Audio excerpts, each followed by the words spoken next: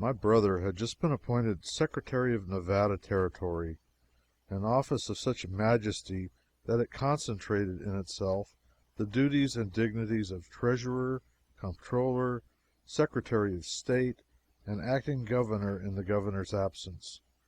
A salary of $1,800 a year and the title of Mr. Secretary gave to the position an air of wild and imposing grandeur. I was young and ignorant, and I envied my brother.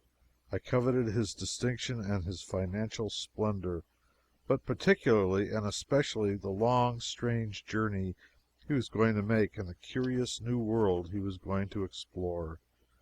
He was going to travel. I never had been away from home, and that word travel had a seductive charm for me. Pretty soon he would be hundreds and hundreds of miles away on the great plains and deserts and among the mountains of the far West, and would see buffaloes and Indians and prairie dogs and antelopes, and have all kinds of adventures, and maybe get hanged or scalped and have ever such a fine time, and write home and tell us all about it and be a hero. And he would see the gold mines and the silver mines, and maybe go about an afternoon when his work was done and pick up 2 or 3 pails full of shining slugs and nuggets of gold and silver on the hillside, and by he would become very rich and return home by sea, and be able to talk as calmly about San Francisco and the ocean and the isthmus as if it was nothing of any consequence to have seen those marvels face to face. What I suffered in contemplating his happiness pen cannot describe. And so, when he offered me, in cold blood, the sublime position of private secretary under him, it appeared to me the heavens and the earth passed away, and the firmament was rolled together as a scroll. I had nothing more to desire.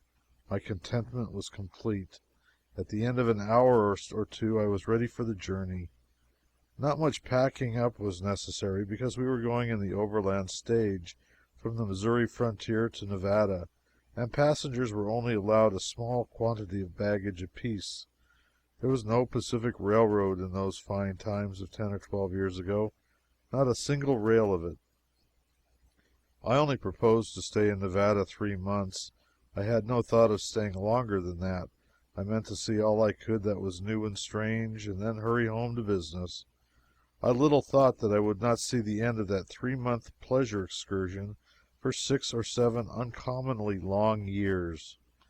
I dreamed all night about Indians, deserts, and silver bars, and in due time next day we took shipping at the St. Louis wharf on board a steamboat bound up the Missouri River. We were 6 days going from St. Louis to St. Joe, a trip that was so dull and sleepy and eventless that it left no more impression on my memory than if its duration had been 6 minutes instead of that many days. No record is left in my mind now concerning it but a confused jumble of savage-looking snags which we deliberately walked over with one wheel or the other, and of reefs which we butted and then retired from and climbed over in some softer place, and of sandbars which we roosted on occasionally and rested and then got out our crutches and sparred over. In fact, the boat might just as well have gone to St. Joe by land, for she was walking most of the time anyhow, climbing over reefs and clambering over snags patiently and laboriously all day long. The captain said she was a bully boat, and all she wanted was more sheer and a bigger wheel. I thought she wanted a pair of stilts, but I had the deep sagacity not to say so.